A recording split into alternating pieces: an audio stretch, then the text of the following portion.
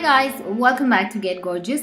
This video I would be sharing with you guys my methods and my techniques that I use to keep my makeup brushes, my beauty blenders and oval brushes clean and sanitized at all point in time. Now this is very important guys. You want to ensure that all your makeup applicators are kept clean and hygienic and sanitized at all point of time, just so that any product built up on your applicators doesn't get onto your skin, giving you any breakouts or any skin infection. So yeah, if you guys are interested to know how to go from this to this, then please keep on watching. I would be showing you a couple of methods. So the first method is going to be a deep clean method. Essentially I use this once every month. So for that you would need a mat like that. Now this is completely optional, you can totally skip this one. This is just to rest your brushes just before you let them dry. So yeah, now I would just take a bowl like that and use some shampoo.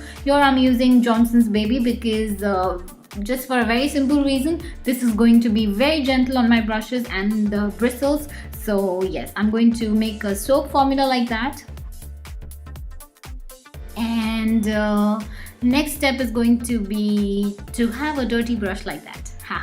So first things first, you want to make sure that you keep your brushes downward facing, just so that there is no water that is entering the ferrule and damaging the glue or the bristles and making them weak. So this is very important when you clean your brushes. So the next step, what I will do is I would just simply dip the brush into the soap water, and I would use my hands and fingers and fingertips to rub the brush and get rid of all the makeup that may have settled between the bristles and on the brush. So you do not need any fancy makeup cleansing mat to do this. Your hand and your fingers are going to be just perfect and do equally good. You can always use circular motions, go back and forth and sideways to get a total cleanse. So here you see me rinsing it off, and again I'm getting rid of all the soap. So definitely you want to make sure that there is no soap, no lather formation. You want to keep rinsing it and rubbing it between your fingers and pinching the bristles with your index finger and your thumb. This would help the product to come out and also to get rid of soap much quicker. And definitely you also do not want to forget cleaning the handle.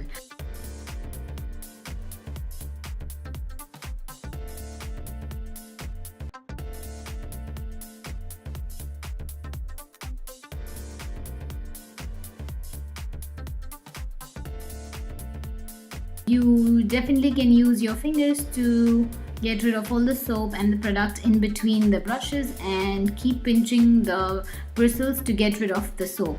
And when you see there is no lather formation like that, you know that your brush is free of all the product and soap. So there you have it, as simple as that. So I'm going to repeat these steps on my rest of the brushes, like even the eye brushes, the smaller brushes and the face brushes. And the only thing you want to make sure is whenever you are cleaning them, you're rinsing them or you're drying them, you want to keep them facing downwards so that the water doesn't enter the ferrule, and this is going to increase the life of your brushes. Okay, the second step is going to be a spot cleaning method.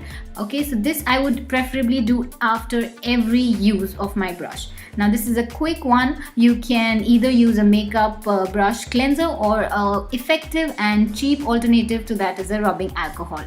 So you simply want to pour some rubbing alcohol into an empty bowl like that, and you would need a tissue paper for that, and just dip in the brush into the rubbing alcohol. Now this is going to clean the brush, at the same time sanitize it. So what I like to do is keep rubbing my brush on the tissue paper using different areas on the paper, and I would do that until I see no makeup coming onto the tissue from the brush. And yeah, there you have it.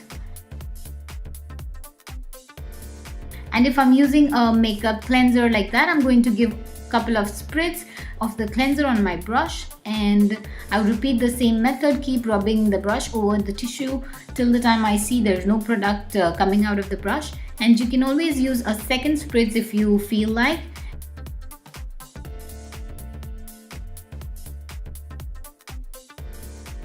And also you can shift the sides of the tissue paper like that.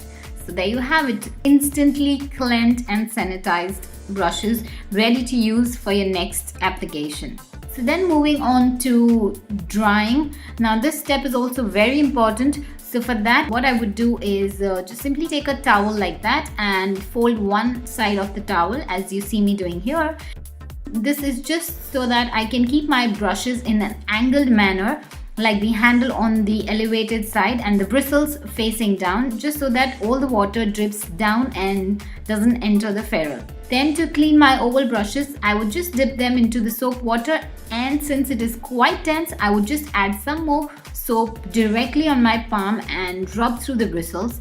And the best way to clean these brushes that I find is most effective is to use your fingers like that to get in between the bristles and break the product buildup and get rid of all of that. And also this time you want to make sure that you keep your brush facing downwards and rinse it off using your fingers as you see me doing here. So fingers are going to get in between the bristles and get rid of all the soap and the dirt and the gurk on your brush. And also when you're drying it, you want to make sure you keep it like this and not facing upwards. Again, for a simple reason, the water shouldn't get into the ferrule. Okay, now then to cleaning and sanitizing my beauty blender. Now this is one tool that I use the most. You want to make sure that it goes on for a very long time, the life of it is long, and it is nice and clean and sanitized. For that, what I'd like to do is just dip the beauty blender or the sponge in the soap water that I just made and squish the beauty blender in between my fingers and my thumb as you see me doing here. If you see certain areas have more product built up, you can always go in with some direct shampoo over those areas and concentrate more on those areas.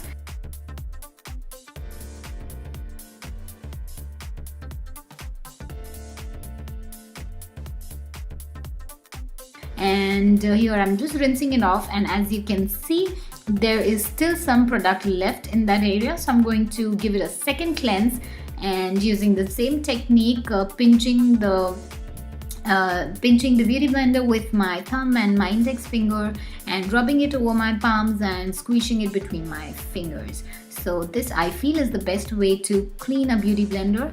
And then I'm going to do the same on the rest of my sponges, and I'm going to microwave that for 30 seconds, putting all of that into a soap formula like that.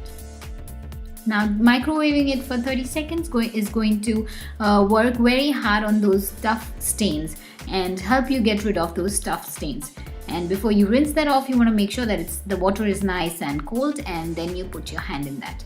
And here I'm microwaving it for the last time for 1 minute just to sanitize them. And yeah, there you have it.